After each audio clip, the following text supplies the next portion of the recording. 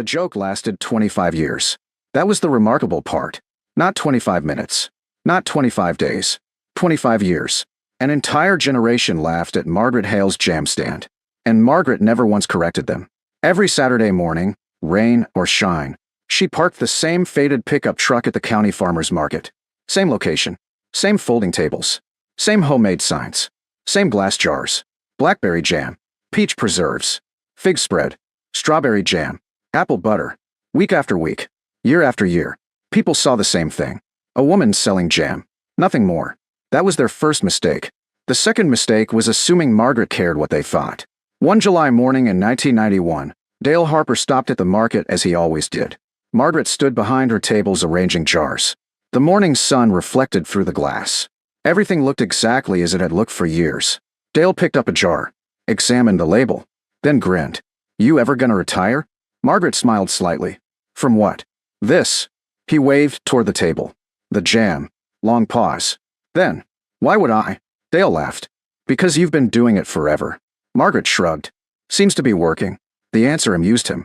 Because everybody believed they understood Margaret's situation. A small farm. A small orchard. A small business. Nothing special. Nothing remarkable. Just enough to get by. At least that's what people assumed. The Hale farm sat outside town on land originally purchased by Samuel Hale, Margaret's grandfather, a stubborn man with unusual ideas about money. One summer evening, when Margaret was 14, she followed him through a blackberry patch behind the orchard. Buckets sat between rows. The setting sun painted everything gold. Samuel filled another bucket, then pointed toward a neighboring property. An old 80-acre farm. Rundown. Overgrown. For sale. "See that?" Margaret nodded. "The Johnson place?" "Yes." Long pause. Then, "What's wrong with it?" Samuel smiled. "Nothing." She looked confused. "Then why's nobody buying it?" Samuel dropped another handful of berries into the bucket, then answered, "Because they're looking at the price." Silence. Then, "What should they look at?" He pointed toward the land. "The future." That answer stayed with her. Because Samuel treated land differently than everyone else. Most people viewed land as an expense. Samuel viewed it as storage. A place to keep value. A place where money could work quietly. Years later, Margaret understood exactly what he meant. After Samuel passed away, she inherited the original farm, along with notebooks, hundreds of them, financial records, land purchases, tax documents, handwritten observations, everything. One particular notebook fascinated her, because Samuel tracked neighboring properties, constantly. Ownership changes, estate sales, mortgage problems, auction notices, every piece of information. At first it seemed strange, then she noticed a pattern. Whenever land became available, Samuel paid attention. Not always, not recklessly, patiently. The lesson stayed. Years later, Margaret started making jam. Originally because the orchard produced more fruit than local buyers wanted. Blackberries, peaches, figs, apples, everything. Rather than waste it, she preserved it. The first market season earned modest money. The second earned slightly more. The third earned enough to matter. Most people would have spent the profits. Margaret didn't. She saved them. Every dollar. Every season. The county didn't notice. Because nobody pays much attention to a jam stand. One autumn afternoon, a neighboring 20-acre parcel came up for sale. Nothing special. A narrow strip bordering the Hale farm. The owner passed away. The heirs lived out of state. They wanted a quick sale. Margaret bought it. Quietly. Nobody noticed. 3 years later, another property became available. 30 acres. Margaret bought that too. Quietly. Still nobody noticed. The process repeated. Again, and again, and again. Not every year. Not every opportunity. Only when the numbers worked. Only when the land fit. Patience became the strategy. One evening, Emily Hale sat across from Margaret at the kitchen table. Maps covered every available surface. Property maps. Tax maps. Survey maps. Everything. Emily looked around. "You're doing it again." Margaret looked up. "What?" "The maps." Silence. "The maps. That means you're thinking." Long pause. Then, "Yes." Emily sighed. "Dangerous. Very dangerous." "What kind of thinking?" Margaret pointed toward a highlighted property boundary. "Land." Emily immediately smiled.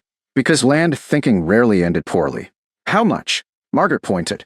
40 acres. Silence. Then, "You buying it?" "Maybe." That answer usually meant yes. The county remained completely unaware. Mostly because people preferred simpler explanations. They saw Margaret selling jam every Saturday. Therefore, Margaret must need money. Simple, easy, comforting. Reality proved more complicated. One afternoon at the diner, Dale pointed toward the market square. Margaret's truck sat visible through the window. She's out there again. Rick looked up. Who? Margaret. Long pause. The jam lady? Dale nodded. The jam lady. Laughter spread around the table. Not cruel laughter. Just casual. Dismissive. The kind people use when they think they've already figured someone out. Nobody mentioned land. Nobody mentioned purchases. Nobody mentioned deeds. Because nobody knew. Years passed. Then more years. The market became part of local routine. Children grew up seeing Margaret stand. Then brought their own children. The jam remained. The assumptions remained too. One spring morning, the county bank held an auction. A struggling farm operation had collapsed. 200 acres became available. Good ground. Productive ground. The kind everybody wanted. The auction room filled quickly. Farmers. Investors. Speculators. Everyone. Margaret sat quietly near the back. As usual, most people barely noticed. Why would they? She sold jam. The bidding started aggressively. Prices climbed. Then climbed higher. One by one, bidders dropped out. Eventually, only two remained. A regional investor. And Margaret Hale. The room became quieter. Then quieter still. The investor made another bid. Margaret responded immediately. Another bid. Another response. Finally, the investor stopped. The auctioneer raised his hammer. Sold. Silence. Absolute silence. Then somebody whispered, Margaret. The room turned. Because suddenly everyone remembered something uncomfortable. Nobody actually knew how much money Margaret had. And for the first time, people started wondering. Over the next 5 years, the questions grew. Because Margaret kept buying. Not aggressively. Not dramatically. Steadily. Quietly. The acreage accumulated. 20 acres. 40 acres. 80 acres. Another 60. Another 100. The county noticed pieces. Never the whole picture. Nobody added the numbers together. Until one afternoon at the courthouse. That's when a young title clerk accidentally did the math. And suddenly discovered something that would leave the entire county speechless. The discovery happened on a Tuesday. Not because anyone was looking. Because someone got curious. The county courthouse processed property records every day. Deeds. Transfers. Estate filings. Routine paperwork. Most of it disappeared into filing cabinets, and nobody thought about it again. But a young title clerk named Brian Foster noticed something unusual. The same name kept appearing. Again, and again, and again. Hale, Hale, Hale. At first he assumed it was coincidence. Then he started counting. 20 acres. 40 acres. 60 acres. 80 acres. Another parcel. Then another. Then another. The total kept growing. Brian eventually grabbed a county map. Then a calculator. Then another calculator. Because he thought the first one must be wrong. It wasn't. The number sat there plainly. 920 acres. Free and clear. No corporate ownership. No investment group. No partnership. Just Margaret Hale. The jam lady. Brian stared at the paperwork. Then did what every small-town employee eventually does. He told someone. By lunchtime, 3 people knew. By dinner, 30 people knew. By the following morning, the entire county knew. The reaction followed a predictable pattern. First disbelief. Then confusion. Then curiosity. Then embarrassment. Because everybody suddenly realized something uncomfortable. They'd spent 25 years talking about Margaret, without actually understanding anything about her. The diner exploded first. Naturally, Dale Harper walked through the door, carrying a county map. Then dropped it onto a table. No. Rick looked up. What? Dale pointed dramatically. No. Silence. What? Margaret. Long pause. What about Margaret? Dale unfolded the map. Colored sections stretched across half the township. Every highlighted parcel belonged to the same owner. The room became quiet. Very quiet. Then, no. Yes. No. Yes. Rick leaned closer. Then froze. 920? Dale nodded. Free and clear. Silence. Absolute silence. Nobody laughed. Nobody moved. Because suddenly every joke about the jam stand felt different. One afternoon, Margaret arrived at the market as usual. Same truck. Same folding tables. Same glass jars. Nothing had changed. Except the people. Customers stared. Farmers stared. Everybody stared. Margaret noticed immediately. Of course she did. She'd spent decades reading people. Dale appeared 20 minutes later. Naturally, he walked straight to the stand.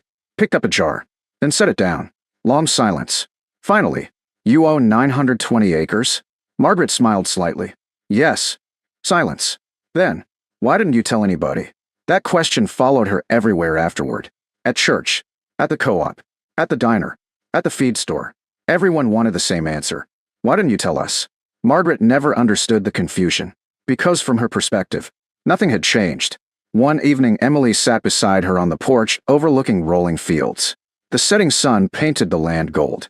Much of the visible ground belonged to the Hale family now, not through inheritance, not through luck, purchase by purchase. Year after year, Emily looked toward the horizon. They really didn't know. Margaret laughed softly. No. Long pause. Then, why didn't you tell them? Margaret looked across the fields, then shrugged. Nobody asked. That answer became famous. People repeated it everywhere, mostly because it annoyed them. 1 month later, the County Agricultural Association invited Margaret to speak, something they had never done before. The room filled quickly. Farmers packed every chair. People stood along walls. Everyone wanted answers. Margaret stood at the front, uncomfortable. Public speaking ranked somewhere between dental work and drought on her list of favorite activities. The association president smiled. Everyone wants to know how you did it. Margaret blinked. Did what? The room laughed. Because apparently she still didn't understand why people were fascinated. The president pointed toward the audience. The land. Silence. Then, oh, long pause. Slowly, the room laughed again. Margaret wasn't joking. She continued. 1 parcel at a time. Nobody wrote that down. They expected something more dramatic. A secret strategy. A hidden formula. A complicated investment system. Instead, Margaret explained exactly what happened. She sold jam. Saved profits. Bought land when opportunities appeared. Repeated the process. For 25 years. One farmer finally raised his hand. What was the trick? Margaret frowned. Trick? Yes. Silence. Then, there wasn't one. The room grew quiet. Because deep down, everyone knew she was telling the truth. The strategy sounded almost boring. Patience. Discipline. Consistency. The things people rarely celebrate because they take too long. After the meeting, several younger farmers stayed behind. They asked questions. Real questions. Not about wealth. About decisions. One asked which purchase mattered most. Margaret thought for several seconds. Then smiled. The first one. Silence. Then, why? She pointed toward the county map hanging on the wall. Because after the first one, I stopped thinking like a buyer. Long pause. I started thinking like an owner. That answer stayed with people. Years later, they still repeated it. One autumn evening, Dale stood beside Margaret overlooking hundreds of acres of pasture and orchard. The wind moved softly through the grass. The same market where she sold jam sat visible in the distance. Tiny from where they stood. Dale folded his arms. You know what still bothers me? Margaret smiled slightly. What? He pointed toward town. We called you the jam lady. Yes. No, seriously. Long pause. For 25 years. Margaret looked toward the horizon. Then back at him. That's all right. Silence. Then, why? She smiled. Because I was the jam lady. The answer surprised him. Because it was true. She never pretended otherwise. The jam stand wasn't a disguise. It wasn't a trick. It wasn't an act. It was simply one part of a much larger story nobody bothered to notice. For 25 years, the county saw Margaret Hale standing behind folding tables selling preserves every Saturday morning. They saw jars, labels, fruit, small cash sales. They thought they understood everything. Meanwhile, Margaret quietly bought neighboring parcels. One farm, then another, then another. Not because she chased wealth. Because she believed what Samuel taught her years earlier. Land wasn't an expense. It was the future. And while everyone laughed at the woman selling jam, she was quietly becoming one of the largest landowners in the entire county. 1 jar at a time.